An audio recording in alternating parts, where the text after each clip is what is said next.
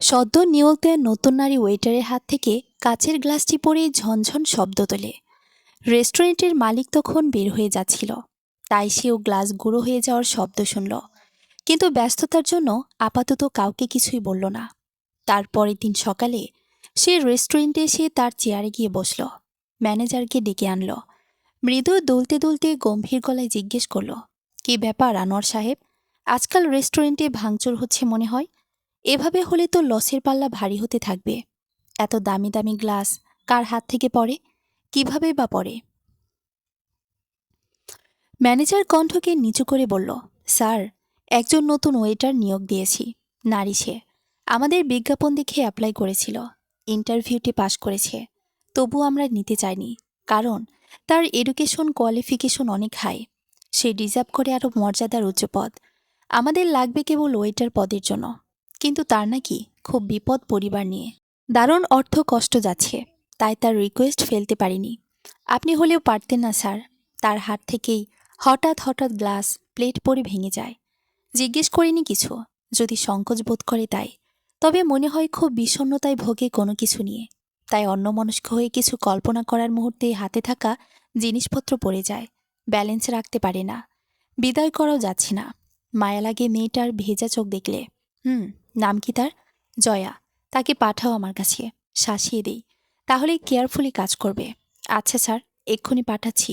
জয়া এলো। ইউনিফর্ম পরা এবং মেকআপ দিয়ে তার মুখ ঢাকা রয়েছে প্রতিদিনের মতো। পরিচিত কেউ দেখলে যেন চিনতে না পারে, তাই এই প্রচেষ্টা জয়ার। জয়া নম্রভাবে মাথা নিচু করে দাঁড়িয়ে আছে দেয়াল ঘেঁষে। রেস্টুরেন্টের মালিক গমগম স্বরে বলে উঠল, যতক্ষণ এখানে কাজ করবে ততক্ষণ মাথায় অন্য কিছু রাখবে না। তুমি জয়েন করেছ কতদিন হয়েছে? তার মধ্যে কয়টা গ্লাস প্লেট ভেঙেছ হিসেব আছে? জয়া গোপনে কেঁপে উঠল। কণ্ঠটা কেমন পরিচিত মনে হচ্ছে তার কাছে। সে আশ্চর্য দৃষ্টিতে মালিকের দিকে চাইল। মেরুন কালারের বড় সানগ্লাস দিয়ে চোখ ঢাকা, মডার্ন স্টাইলে গোপদারি, মাথা ভর্তি ঘন চুল, শ্যামলা গড়নের চওড়া দেহ, নীল সাদা চেকের শার্ট, হাতা ফোল্ড করা, হাতে টাইটানিক ব্র্যান্ডের ঘড়ি।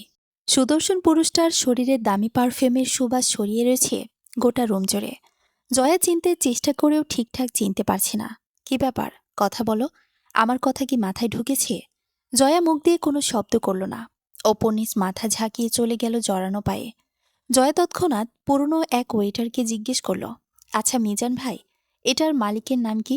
নাম তো বাইরে লেখাই আছে, দেখেননি? সন্ধ্যার পর হতে মাঝরাত অবধি ওনার নাম জলজল করে জ্বলতে থাকে তারার মতো। সেটা তো রেস্টুরেন্টের নাম, সেটাই স্যারের নাম। স্যারের নামে রেস্টুরেন্টের নাম রাখা হয়েছে সুবাস। ওনার গ্রামের বাড়ি কোথায় বলতে পারবেন? পারব, খুলনা। ও আচ্ছা। জয়া টলতে টলতে ওয়াশরুমে ঢুকে গেল। বিড়বিড় করে বলল, হাই আল্লাহ, এই দিন দেখার আগে আমাকে অন্ধ করে দিলে না কেন?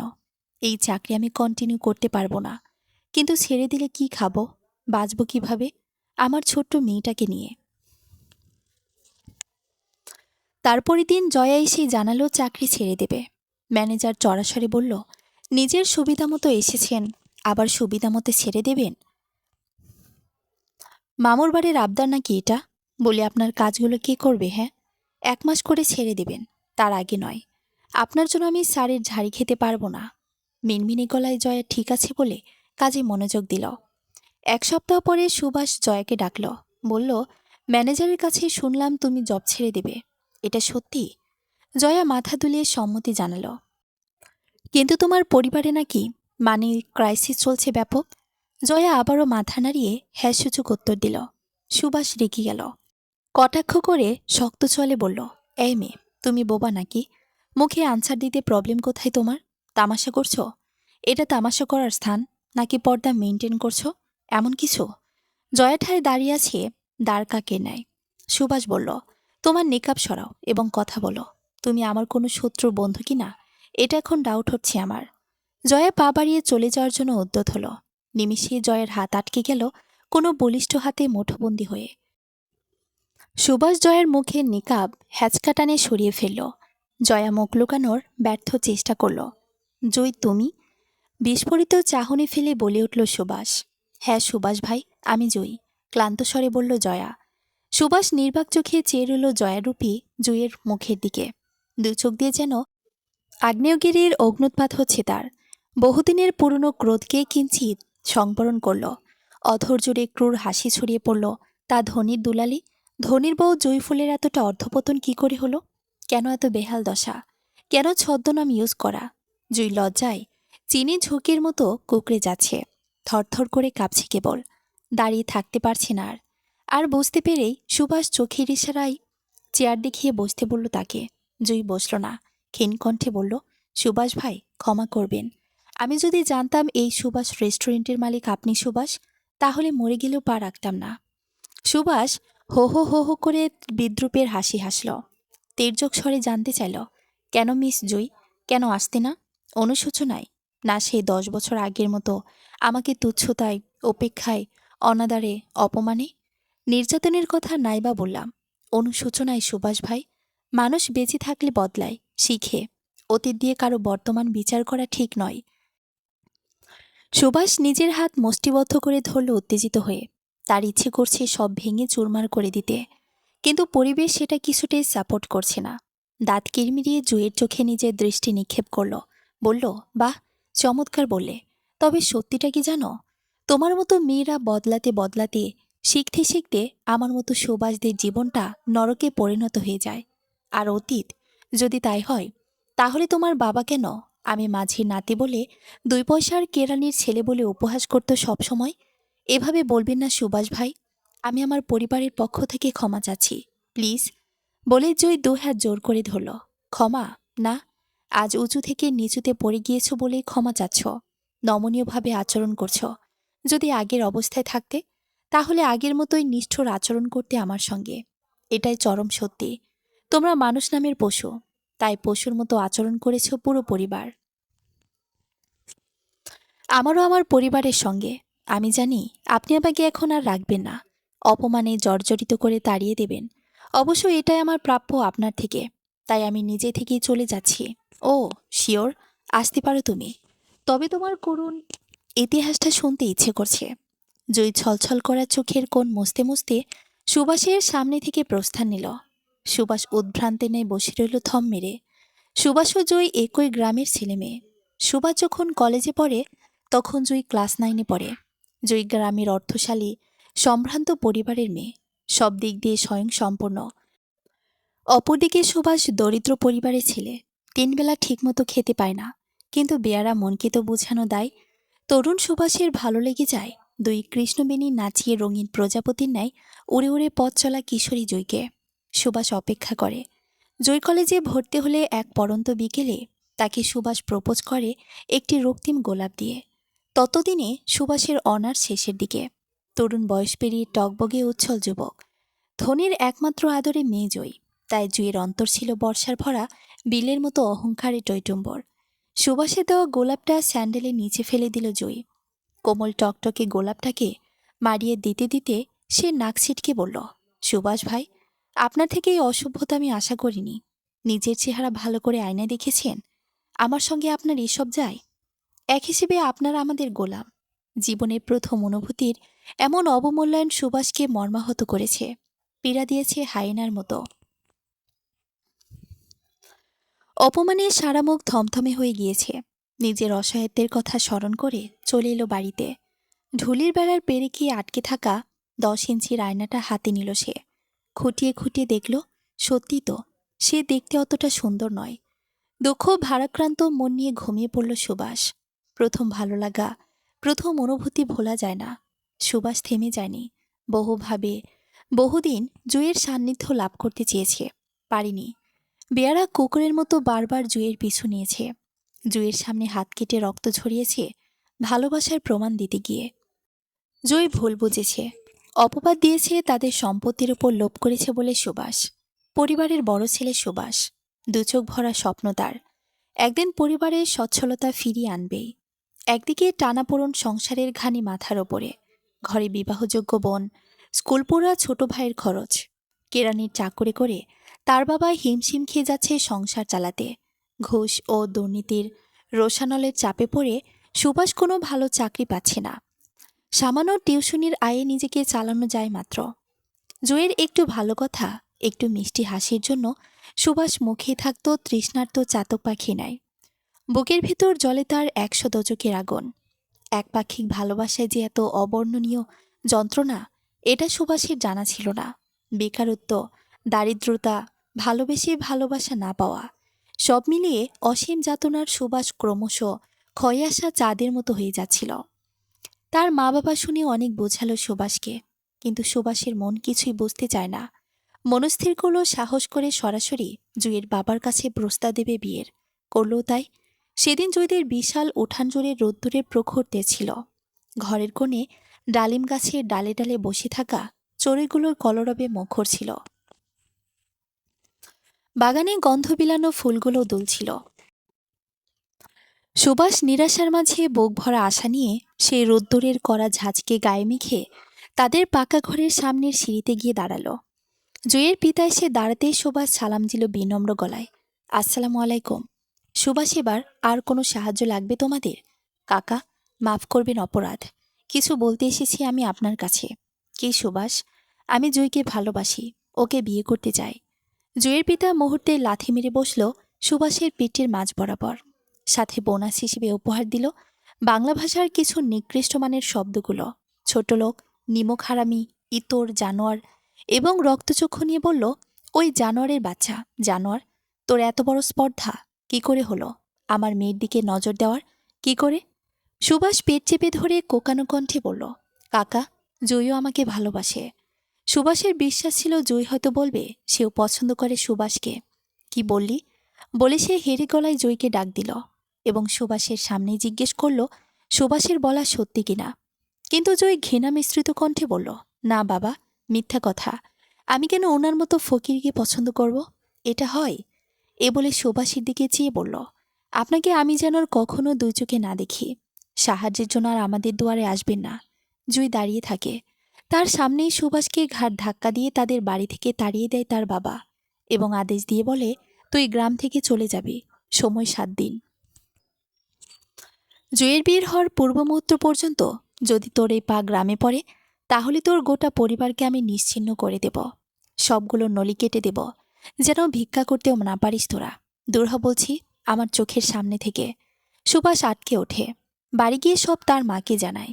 শুনে তার মা অনেক ঘাবড়ে ওঠে, দারুণ উৎকণ্ঠায় পড়ে যায়। সুবাসকে গ্রাম ছাড়তে আদেশ দেয় নিরীহ সুরে। সুবাস মায়ের আদেশ মাথা পেতে নেয়। তার ঠিক 2 দিন পরেই এক বুক বিরহ ব্যথা নিয়ে সুবাস গ্রাম থেকে শহরে চলে আসে।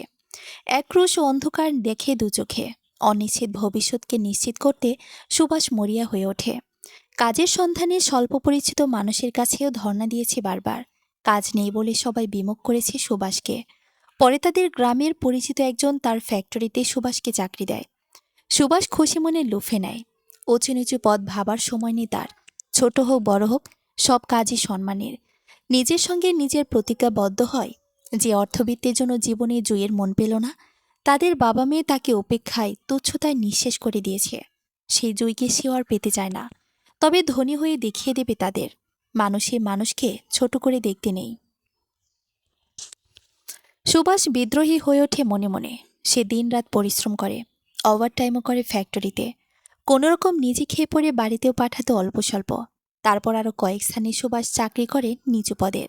হাড় ভাঙা খাটুনি ঘাটে একটু একটু করে টাকা সঞ্চয় করতে থাকে। ধনী হতে হলে তাকে ব্যবসায়ী হতে হবে। পৃথিবীর শীর্ষ সব ধনীরাই ব্যবসায়ী, চাকরিজীবী নয়। এভাবে কেটে যায় বছর 4। পরে গ্রামের একমাত্র সম্বল ধানি জমি বিক্রি করে দেয় সে। ঘনিষ্ঠ এক বন্ধুর মাধ্যমে ব্যাংক থেকে লোন নেয়। ছোট্ট পরিসরে একটা খাবারের হোটেল দেয়। খাবারের হোটেল দেওয়ার বড় একটা কারণ হলো সুভাষ ছোটবেলা থেকেই ক্ষুধায় তীব্র কষ্ট পেয়েছে। তাই যারা খেতে পায় না এমন কাউকে দেখলেই সে যেন তাদের খাওয়াতে পারে তার হোটেল এনে।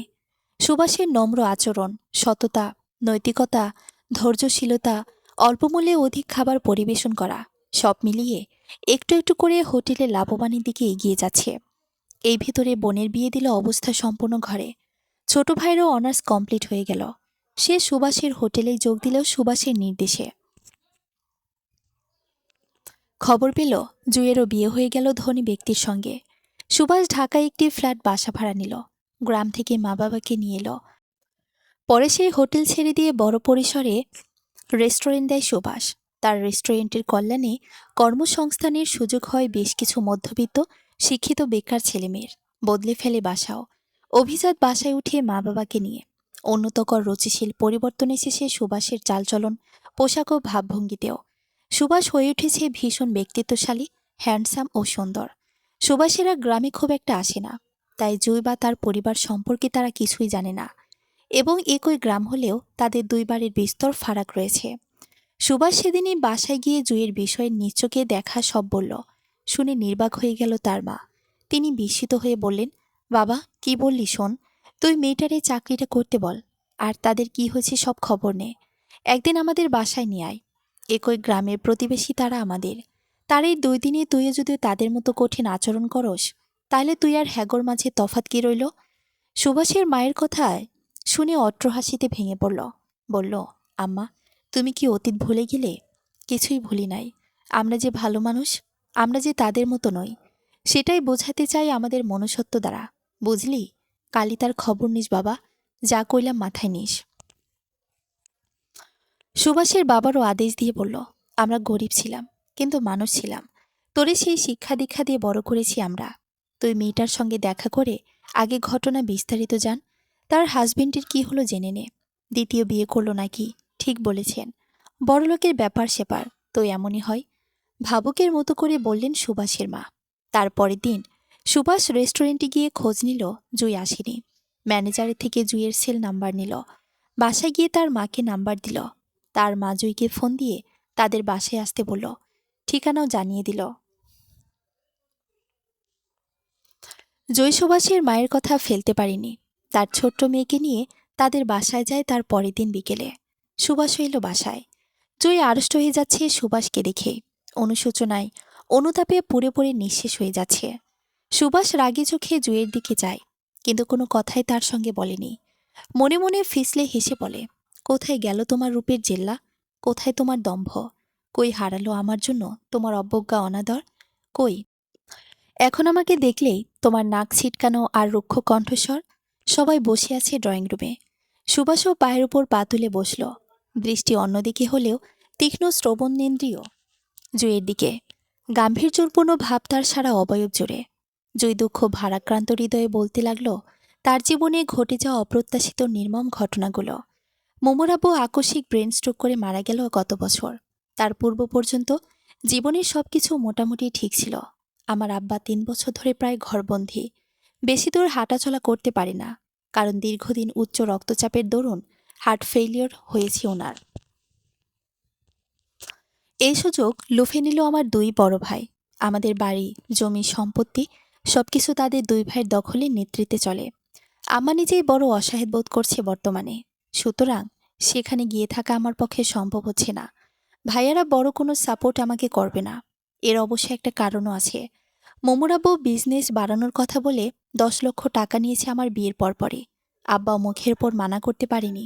কেন পারেনি? তোমার আব্বা তো মানুষের উপর শুধু মুখে নয়, হাত পাও খুব চালাতে পারে। দুর্বলের উপর অমানবিক হলে ছাড় পাওয়া যায় না। না প্রকৃতি দেয়, না স্রষ্টা দেয়। দেখলি তো? নিষ্ঠুর কণ্ঠে বলে উঠল সুভাষ।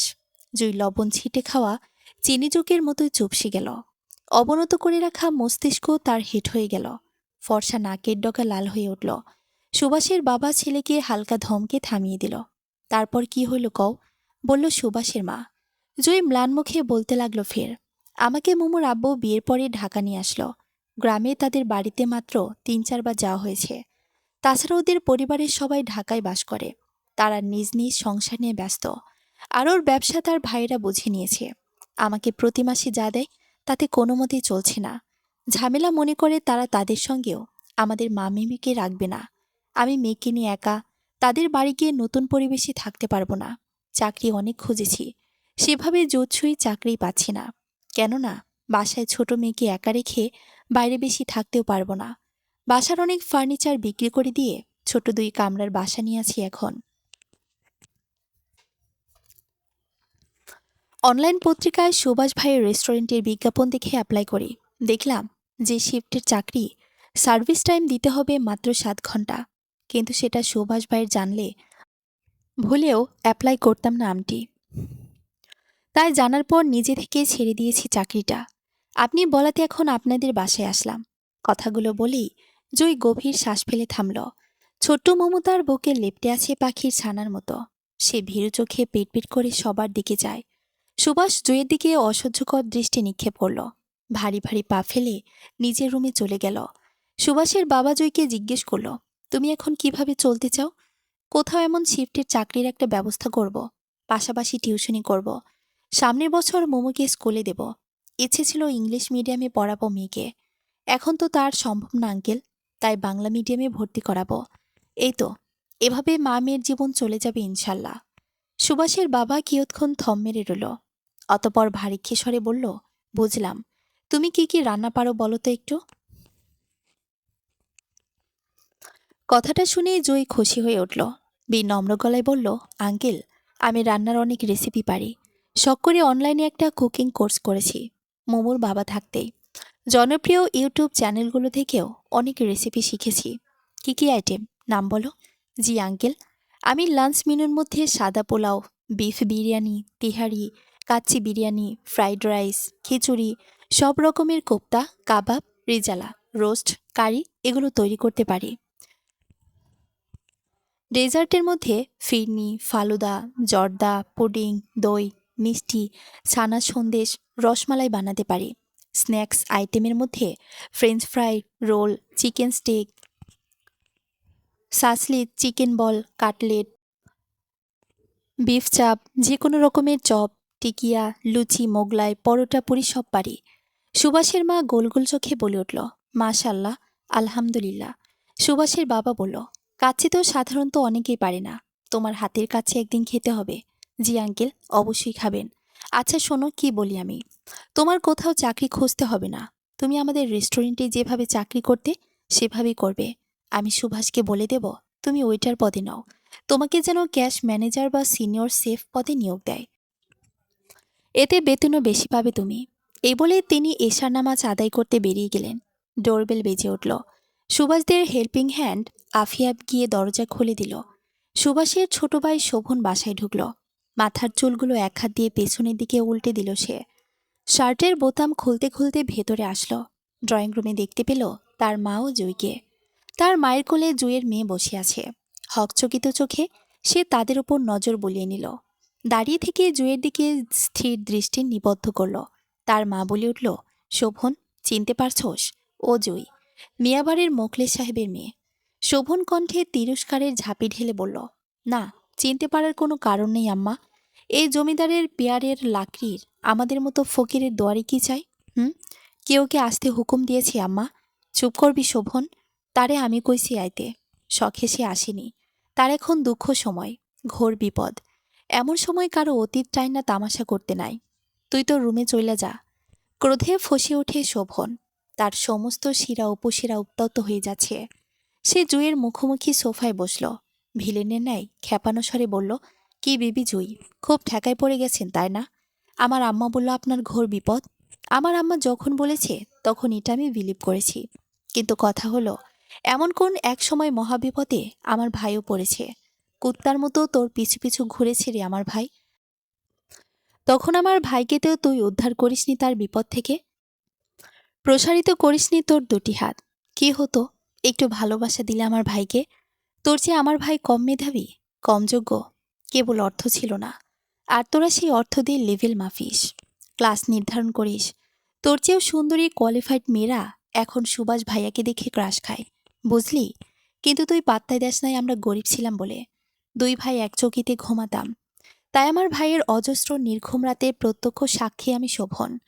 সাক্ষী আমার ভাইয়ের দু চোখ ডুবে গড়িয়ে পড়া প্লাবনের মতো অশ্রুগুলোর। আমি কিছু বলতে পারিনি তখন, কেবল নীরবে দেখে গেলাম, সয়ে গেলাম, মেনে নিলাম। কেননা আমি তখন ছোট। তোদের পরিবার উচ্চস্তরে বলে সমীহ করে চলতাম। তোর আব্বাকে সম্মান করে কথা বলতাম। তুই তো আমার সঙ্গেও কম করিসনি রে। তুই আমি একই স্কুলে কলেজে পড়তাম, ক্লাসমেট আমরা। সেই মেয়েই আমাদের। আমার পুরনো পোশাক দেখে নাক ছিটকাতি। ঘুরে ফিরে দুই তিনটা শার্ট পরতাম বলে নিচু বলতি আমাকে, হতচ্ছাড়া বলতি, জিনিয়া, মুনা, তারেকদের সঙ্গে নিয়ে ব্যঙ্গ করতি গাল ভরে। ভালো করে আমার সঙ্গে কথা বলতি না। তোদের থেকে প্রায় আমরা সাহায্য নিয়ে চলতাম। এটা ঢাকঢোল পিটিয়ে সারা স্কুল কলেজ করেছিস। পারলে তো তুই মনে হয় রাষ্ট্র করে ফেলতি। জুয়ের দম বন্ধ হয়ে আছে। দু চোখ দিয়ে অঝরে বোবা অশ্রু ঝরছে। এমন অস্থির পরিবেশ দেখে তার মেয়ে মোমো কান্না জুড়ে দিয়েছে। কি শুরু করছিস এসব শোভন? অপমানের সীমা পার করে ফেলছিস। অসভ্য পোলা কোথাকার, ঝাঁঝালো কণ্ঠে বলল তার মা। শোভন নিজের চুল খামচি দিয়ে ধরে। কাছের সেন্টার টেবিল তাই হাত মুষ্টিবদ্ধ করে ঘষি মেরে বসে। হাঁফানো কণ্ঠে বলল, এই আম্মা, এই, আপনি জানেন এই জুয়ের জন্য আপনার সুবাসের জীবন শেষ হয়ে গিয়েছে। আপনি মানসিকভাবে ভেঙে পড়বেন বলে ভাইয়া কিছুই শোনায়নি। কেন সে আজও বিয়ে করছে না? কেন আম্মা? এই দাম্ভিক স্বার্থপর মেয়েকে পায়নি বলে সেজন্য? না আম্মা, না।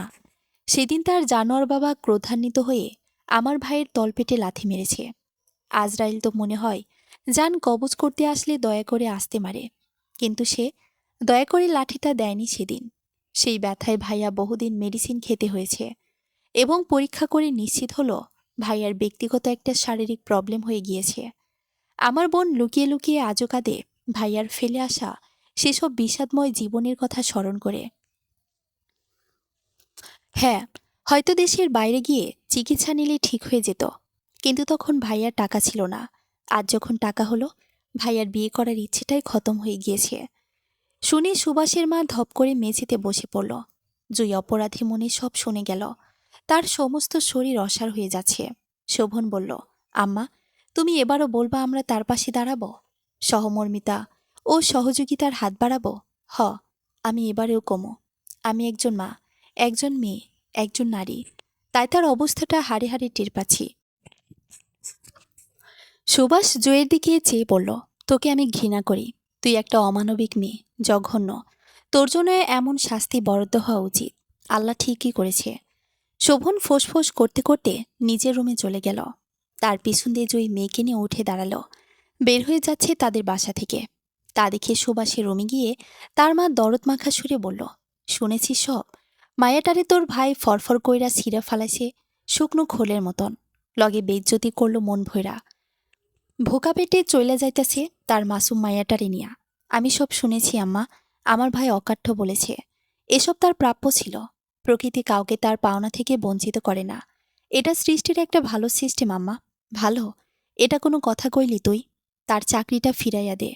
তোর আব্বা বলছি তারে বড় শেফের চাকরি দিতে। সে হাই ক্লাসে রান্ধন পারে, কাচি বানাতে পারে শুনলাম। এত নির্দয় হোস না বাপ। আর শোন, তুই বাইরে গিয়ে ডাক্তার দেখা, বিয়া শাদি করার চেষ্টা কর। আমার মন কইতাছে মুশকিলে আসান হইবই। মায়ের মন যা কয় তা সত্যই হয়।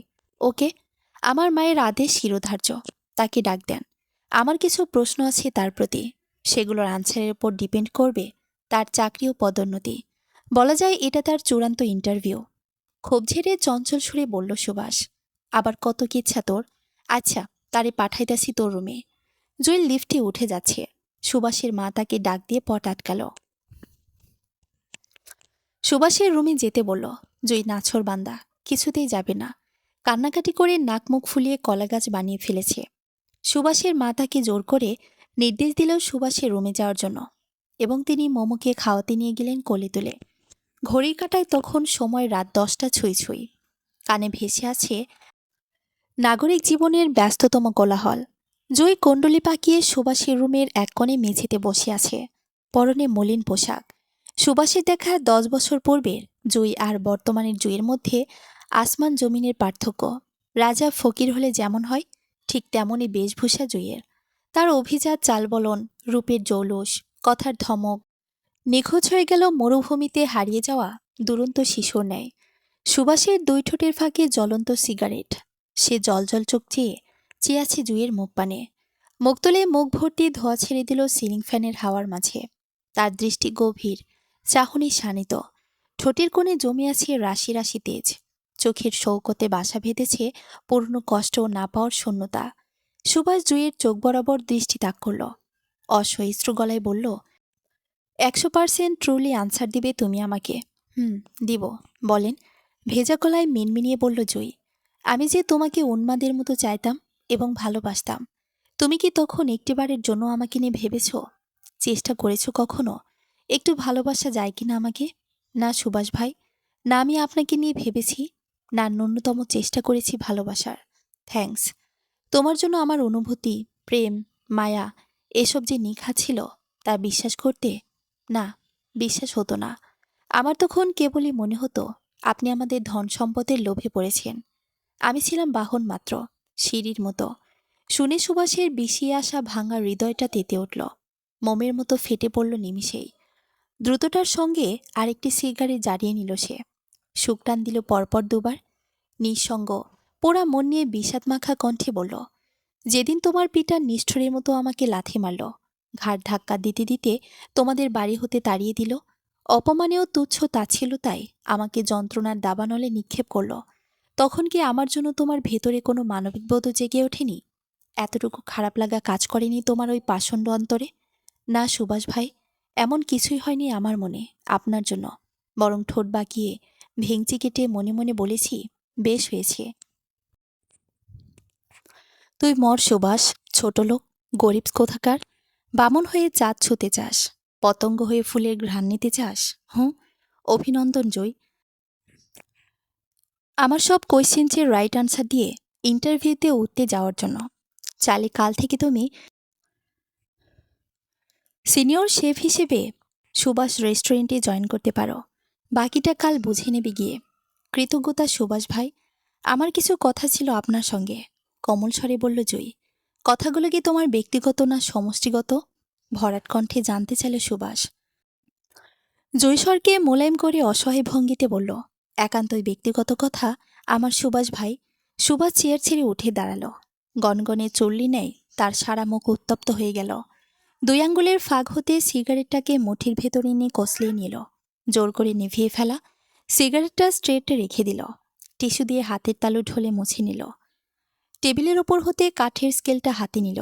কয়েক পা এগিয়ে জুয়ের সম্মুখে হাঁটু ভেঙে বসল। স্কেলের এক প্রান্তকে জুয়ের চিবুকের নিচে চেপে ধরল। ভয়ঙ্কর চোখে চেয়ে বলল, তোমার কোনো ব্যক্তিগত কথা শোনার সময় বা মন আমার নেই। কারণ এমন বহুদিন আমারও ব্যক্তিগত অনুভূতির কথা তোমাকে বলতে চেয়েছি, পারিনি। নিরাশ হয়েছি অজস্রবার। তোমার ওই বুকটার ভেতরে আমার জন্য কোনো করুণা বা দয়াও অবশিষ্ট ছিল না মিস জুই। জুই হতাশ হলো। সব অকল্পনীয় কিছু কেন তার জীবনে ঘটছে? সামান্য খেটে খাওয়া পরিবারের সস্তা ছেলে সুভাষ আজ আকাশের উজ্জ্বল নক্ষত্র হয়ে উঠল নিজ মহিমায়, আপন গুণে। আর সেই কিনা আজ আকাশের চাঁদ থেকে মাটির দুর্বাঘাস হয়ে গেল, যার নিয়তি হল বহু চেনা অচেনা মানুষের পদতলে পিষ্ট হয়ে যাওয়া। অনুশোচনায় দগ্ধ হতে হতে জয়ী সুভাষের দোপায়ের ওপর লুটিয়ে পড়ল। দুহাত জোর করে আকুতি ভরা কণ্ঠে মিনতি করে বলল, সুভাষ ভাই, প্লিজ আমার কিছু কথা শুনুন। আপনাকে আমার কিছু বলার আছে। সুভাষ গর্জন করে উঠে ব্যগ্র কণ্ঠে, এই জয়, আমার বাবা মা চেয়েছে বলেই তোমার প্রতি মানবিক হয়েছি, মহত্ব দেখিয়েছি। এর বেশি কিছু একসেপ্ট করো না আমার থেকে। খবরদার, চলে যাও বলছি। তোমার পার্সোনাল ইতিহাস শোনার কোনো আগ্রহ আমার নেই। জয় আর কথা বাড়ালো না। নিচু মাথায় সুভাষের রুম থেকে বের হয়ে আসায় অসার হয়ে আসা শরীরটাকে টেনে টেনে সুভাষ ঠাস করে তার রুমের দরজা বন্ধ করে দিল। জয়কে জোর করে সুভাষের মা ভাত খেতে অনুরোধ করল। জয় দুর্বল কণ্ঠে বলল, আন্টি, খেতে ইচ্ছে করছে না। মোমো ঘুমিয়ে গেছে, কবেই ঘুমাইল। তুমি থেকে যাও, সকালে চলে যাও। জয়ী বারণ শুনল না। ঘুমন্ত মেয়েকে বুকে জড়িয়ে নিল।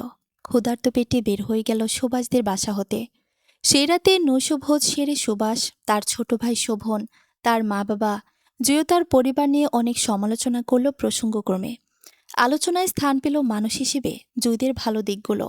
সুভাষের মা বিগলিত কণ্ঠে অতীত স্মরণ করে বলল, তবে যাই বলিস না কেন, আমরা তাদের থেকে অনেক উপকার পাইছি। তারা কই, আমরা কই। হ্যাগোর জায়গায় আমরা হইলে হয়তো আরও ডেঞ্জারাস আচরণ করতাম। এই এক বিষয় ছাড়া কিন্তু হ্যাগোর কোনো খারাপ কিছু আমার নজরে পড়ল না। হ্যার একটা মাত্র মাইয়া। তোর মুখে আচম্বিতে অমন কথা শুইয়া ব্যাটার মাথা আওয়ালায় গেছে। শোভন গজগজ কণ্ঠে বলল, দেখলি ভাইয়া, মিস জুয়ের ক্ষমতা। চলে গিয়েও আম্মার কেমন সিম্প্যাথি পাচ্ছে। দেখতেছিল তো বলে সুভাষ তার মাকে বলল, আম্মা, আমার যত ক্রোধ, বিরক্ত, ঘৃণা জুইয়ের ওপরে, দ্বিতীয় কোনো ব্যক্তির উপরে নয়। যখন সেই ঘটনা ঘটে তখন সে আইয়ে ফাইনাল পরীক্ষার্থী ছিল আম্মা। সে বয়স কি যথেষ্ট নয় কারো মন ও পরিস্থিতি উপলব্ধি করার জন্য? আমি ড্যাম শিওর আম্মা, এই কঠিন পরিস্থিতিতে না পড়লে এই মেয়ে কখনোই সিধা হতো না। কথায় আছে না, বিপদে পড়লে মানুষ শত্রুকে আব্বা ডাকে, তার হলো এখন সেই দশা। সুভাষের মা কোনো প্রতিক্রিয়া ব্যঙ্গ করল না আর। মনে মনে বলে উঠল, হয়তো ঠিকই বলেছে তার ছেলে। সুভাষের বাবা সুভাষকে আদেশ ও অনুরোধ করে বলল, সুভাষ, কোনো মানুষ সারা জীবন একরকম থাকে না, বদলে যায়, পরিবর্তন হয়। পরিবর্তিত হয় তার আচরণ, চিন্তা ভাবনা ও মানসিকতা। পরিবেশ, পরিস্থিতি মানুষকে যেমন খারাপ করে তোলে তেমনি ভালো করেও তোলে। এই মেয়েটাকে যতটুকু দেখলাম ও বুঝলাম, মনে হয় সে আর আগের মতো নেই। তার মনোভাবে এটাই প্রকাশ পায়। তাকে চাকরিটা করতে দিস শান্তিতে, বাড়তি মেন্টালি টর্চার করিস না আর। কম হয়নি, আর কত দিবি খেসারত? শোভন অসহ্য সুরে বলল, সারছে এবার। আব্বাও দেখি আম্মার সুরে সুর মিলালো। বেচারা ভালোই অ্যাক্টিং করতে পেরেছে তাহলে। সুভাষের মা বলল, এই চুপ কর। এই মাইয়ার ব্যবহার কথাবার্তা এখন কত নরম মিঠা। হ্যাঁ মাখন, খাইয়া ফেলাও। গুনগুন করে বলল শোভন। তার মা বলল, তখন বয়স ছিল বেয়ারাপানার, কম বোঝার, নকরামি করার, ঠটবাট করার। এটা তার বয়সের দোষ কিছুটা। সুভাষের বাবা সুভাষ মায়ের উদ্দেশ্যে বলল, সহজ করে বলি, সমাজের যে মানুষগুলো নিরীহ, অসহায়, দুর্বল, তারা সবসময় সবলদের হুজুর হুজুর করে চলে, সমীহ করে চলে, নত হয়ে থাকে তাদের সামনে, সর্বদা নমনীয় আচরণ করে তাদের সঙ্গে। কেন? কারণ তাদের গর্ব করে বলা হতো, চলার মতো কিছুই নেই, এটা স্বাভাবিক। সুতরাং এতে প্রমাণ হয় না যে সে ব্যক্তি হিসেবে ভালো। তবে হ্যাঁ, তাই বলে যে সবসময় দুর্বল ও অসহায় মানুষেরা খারাপ, তাও ঠিক নয়। চারিদিক আলোকিত করে ভোর হলো। কাকের কাকারবে ঘুম ভাঙল জুয়ের। গলির ভিতর হতে শোনা যাচ্ছে ছাইওয়ালি, শিলনোড়া খোদাই, পুরনো ভাঙাচোরা বোতল শিশি বিক্রেতাদের হাড়ঢাক। জয় মুখ ধুয়ে নিল। খালি পেটে এক গ্লাস পানি খেতে খেতে চিন্তা করল, এদের জীবন আজ আমার চেয়ে ঢের ভালো। স্বাধীনভাবে কাজ করছে, চলছে ফিরছে। আহ, আমি যদি এমন কিছু করতে পারতাম, তাও সুভাষের অধীনে কাজ করার চেয়ে ভালো। যে সুভাষ একসময় জয়ফুল বলতে দিশেহারা ছিল, সময়ের পালা বদলে সেই সুভাষ আজ কত কঠিন প্রস্তর খণ্ড হয়ে গেল। আমার জীবনের সবচেয়ে করুণ পরিণতি দেখেও সে না ভেঙে পড়ল, না গলে গেল। সময় বুঝে মানুষকে এমন করে পাল্টে দেয়। 7-8 দিন অতিবাহিত হয়ে গেল, কিন্তু জুই সুভাষ রেস্টুরেন্টের চাকরিতে জয়েন হলো না। সুভাষ বিস্মিত হলো, কিন্তু কোনো খোঁজও নিল না জুইয়ের। বাসায় এসে শেয়ার করলো বিষয়টা। শুনে তাদের বাসার সবাই বেশ অবাক হলো। সুভাষের মা তাকে বলল, কি বলিস? আমরা তো মনে করলাম ও চাকরি করছে, তুই ওর কথা শুনলেই ক্ষেপে যাস। তা আমরা জিজ্ঞেস করলাম না তোকে? এক হিসেবে ঠিকই আছে, আত্মসম্মান শুধু তোর আছে, তার নেই। ওর জায়গায় আমি হলেও যাইতাম না। এতটা ঠাট্টা বিদ্রুপ করলে কোন চোখে তোর সামনে গিয়ে খাড়াইব আর কাম করব? সুভাষ বলল, না আম্মা, তা মনে হয় না। ওর লাইফে যত সংকট, চাকরি না করার কথা নয়, অন্য কিছু নাকি কে জানে। কি হইতে পারে তাহলে? উদ্বিগ্ন স্বরে বলল তার মা। সুভাষ রুক্ষ স্বরে বলে, কি আর হবে, হয়তো মরে টরে গেল বোধ হয়। কি অলক্ষণে কথা কস এসব? ক্ষমা মহৎ গুণ, মনে রাখিস। জেদ পয়সা রাখিস না আর তার উপর। মায়াটার জন্য সে ভালোভাবে বাইচে থাকুক, সহি সালামতে থাকুক, নয়তো তার বাচ্চাটা অনাথ হইয়া যাইব একেবারে। দুনিয়াতে তার মা বাপ পইলা কেউ রইবে না। সুভাষ মায়ের কথায় নিরুত্তর। তার মাঝে কোনো ভাবান্তর পরিলক্ষিত হল না। ভাবলেশীনভাবে নিজের রুমে গিয়ে উপর হয়ে শুয়ে রইল। তার পরের দিন দুপুরে সুভাষের মা সবার অগচরে জুইকে ফোন দিল। শুনল তার অনেক জ্বর, কিছুতেই সারছে না। তা না হলেও সে সুভাষের ওখানে চাকরি করবে না, প্রয়োজনে মরে যাবে, তাও জানিয়ে দিল সুভাষের মাকে। সুভাষের মা জুইয়ের বাসার ঠিকানা নিল তার থেকে। তাকে কাজে সাহায্যকারী আফিয়াকে সঙ্গে নিয়ে জুইয়ের বাসায় গেল সেদিন বিকেলেই। নিয়ে গেল তাদের মা মেয়ের জন্য বেশ কিছু ফলমূল। জুই অতি কষ্টে বাসার দরজা খুলে দিল। সালাম দিয়ে সুভাষের মাকে বসতে অনুরোধ করল নিস্তেজ কণ্ঠে। বিছানায় গায়ে এলিয়ে দিল ফের। বসে থাকার অবস্থাও তার মাঝে নেই। সুভাষের মা জুইয়ের শারীরিক অবস্থা দেখে বিমূঢ় হয়ে গেল। জুইয়ের শত মানা সত্ত্বেও সে বাসার একপাশে গিয়ে আস্তে করে সুভাষকে ফোন দিল। জুইয়ের শারীরিক অবনতির কথা বিশদ জানাল সে, এবং আস্তেও অনুরোধ করল ঠিকানা দিয়ে। সুভাষ মর্মাহত হলো শুনে। এই প্রথম মায়ের কণ্ঠে জুইয়ের বিবরণ শুনে তার বুকটা জ্বলে উঠল। ছুটে গেল গাড়ি নিয়ে জুইয়ের বাসায়। গিয়ে দেখে পাশের বাসার মানুষও জুইকে ঘিরে আছে। তারা সুভাষকে অনুরোধ করে বলল, ওনাকে হাসপাতালে নেওয়া খুব জরুরি, আমরা নিতে চাইছি। উনি মানা করল। ওনার 2-1 আত্মীয় এসে দেখে গেল এর ভিতরে। উনি একদিন রাতে মেয়েকে নিয়ে বাইরে থেকে এলো।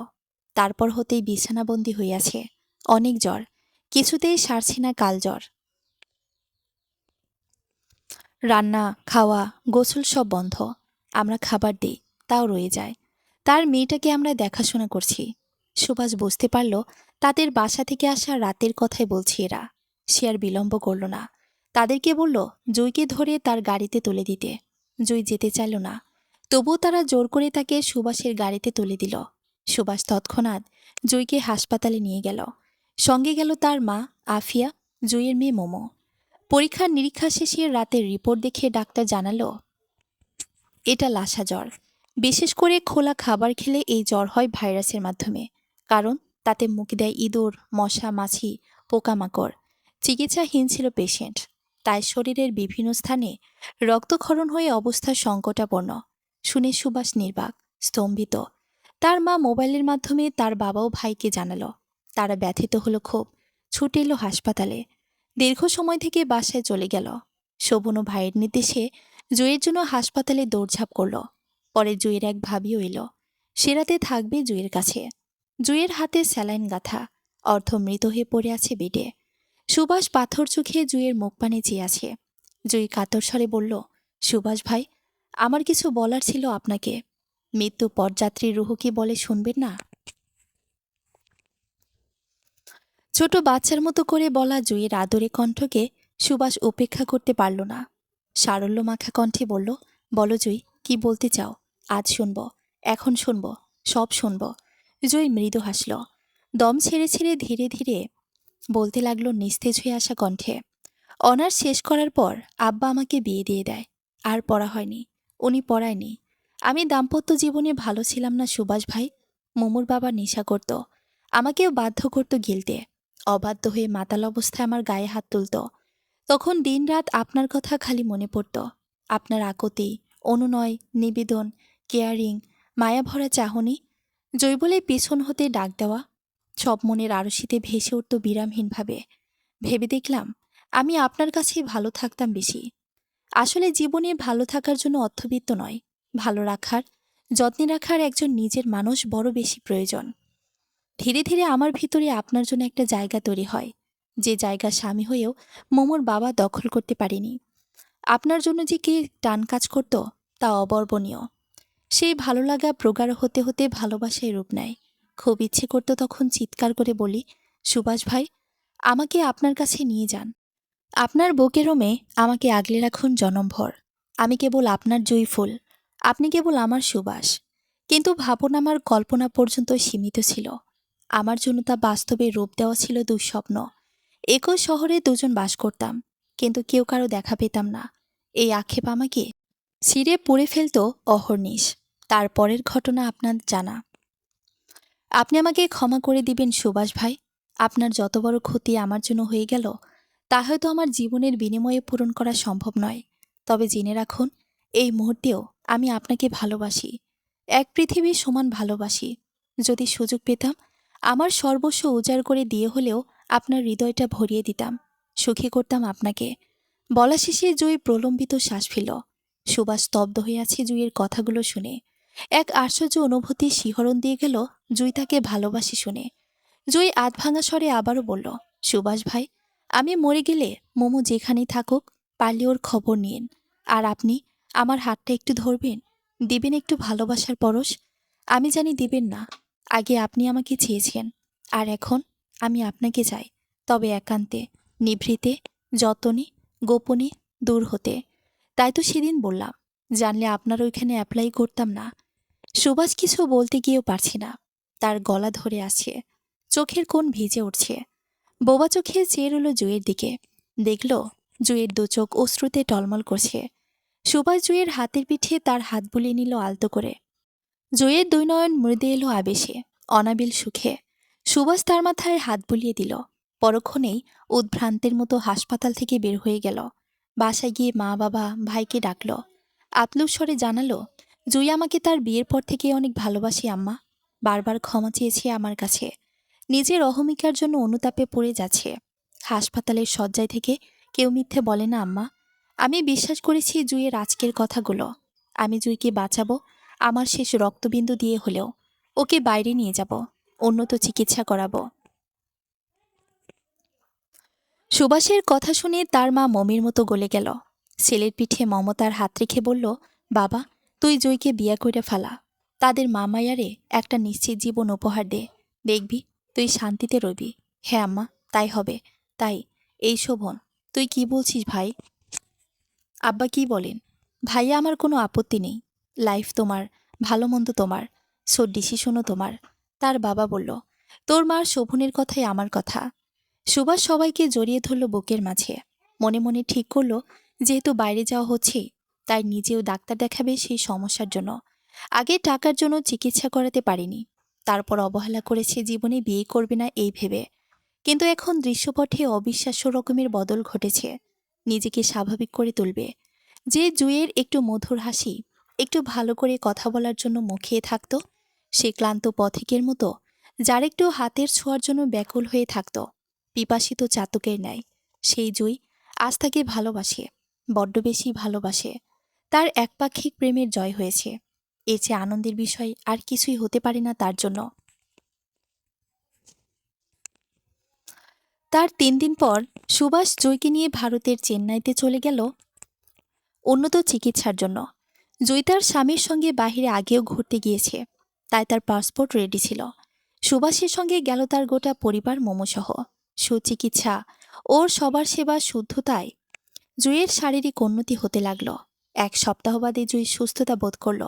জুঁইয়ের মা ও নিকটাত্মীয়রাও তার খোঁজ খবর নিচ্ছে রোজ।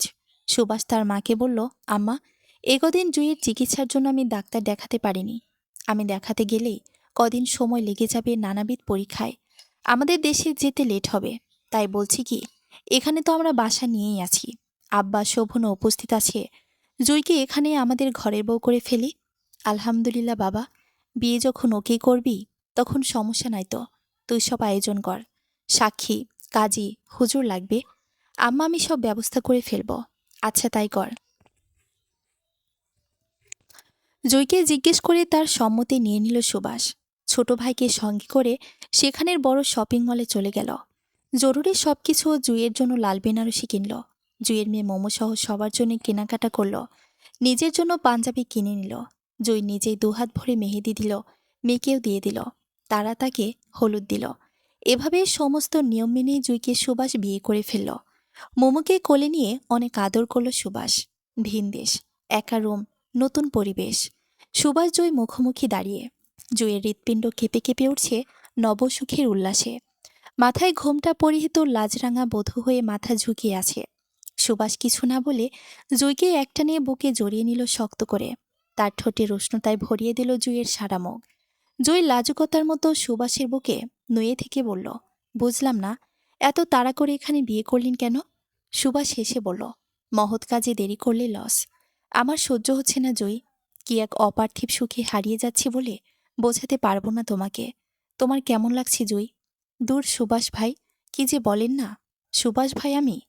দুষ্টমিষ্ট হেসে জিজ্ঞেস করল সুভাষ।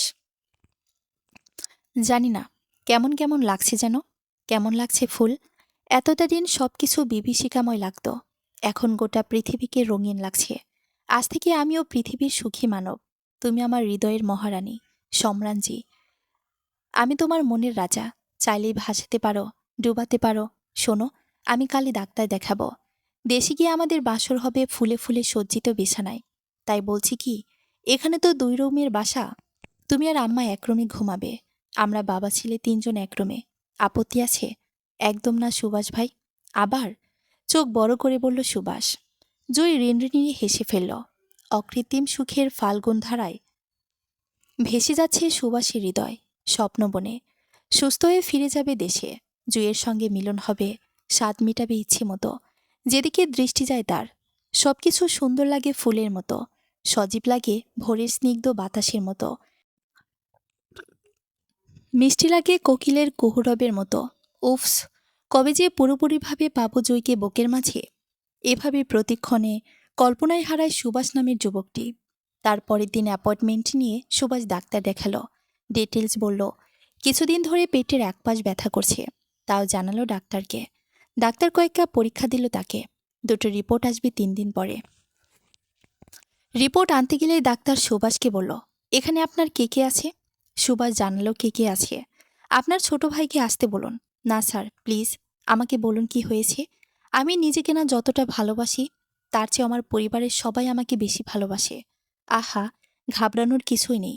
আপনাকে কয়েকদিন হাসপাতালে থাকতে হবে ডাক্তারদের অবজারভেশনে। আপনার কিডনির অবস্থা ভালো নয়, তাই বলছি আপনার ছোট ভাইকে আসতে বলেন। সুভাষ তার ভাইকে ফোন দিল।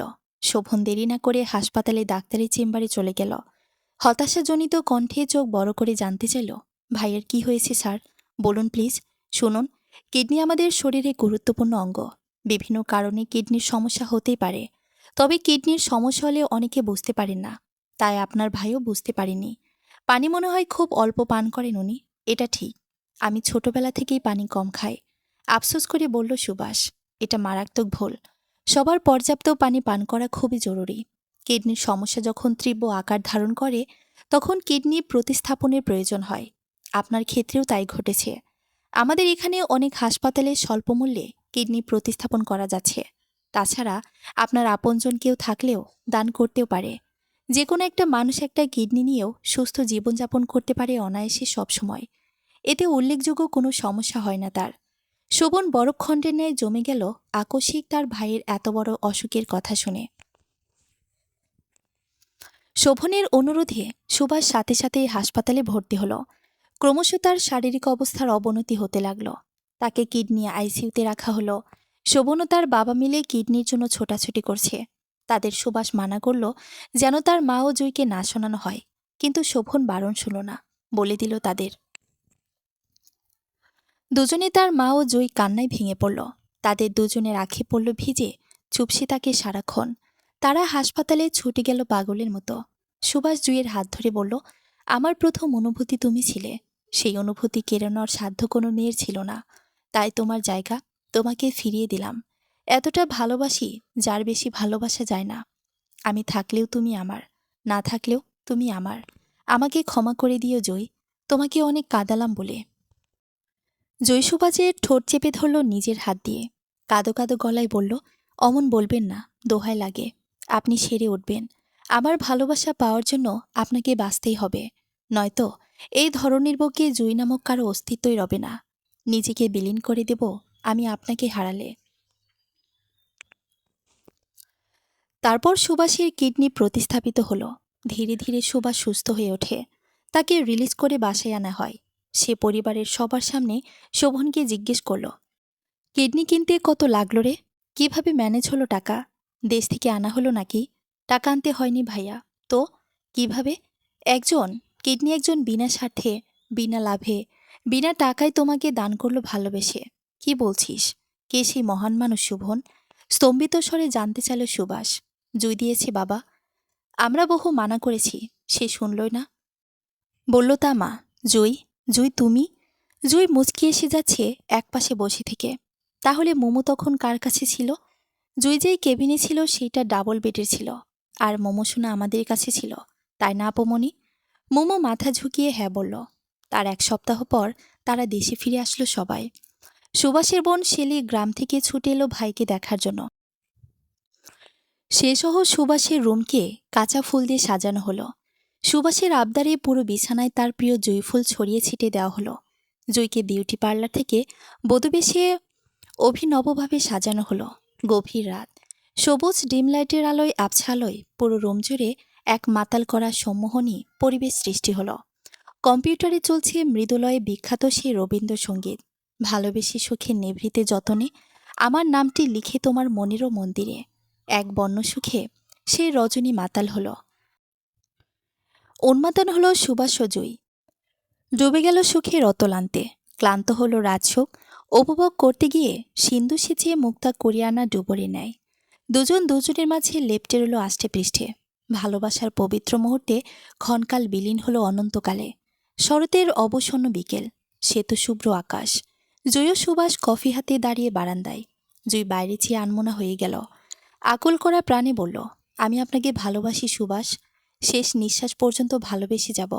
আপনাকে ভালো রাখবো জুঁই ফুলের কোমলতায়, গন্ধে, সৌন্দর্যে। আপনিই শ্রেষ্ঠ। আমাকে ঘর দিয়েছেন, নিশ্চিত ভবিষ্যৎ উপহার দিয়েছেন আমার মোমোকে। সত্যি আপনি আপনার নামের মতোই সুবাসিত।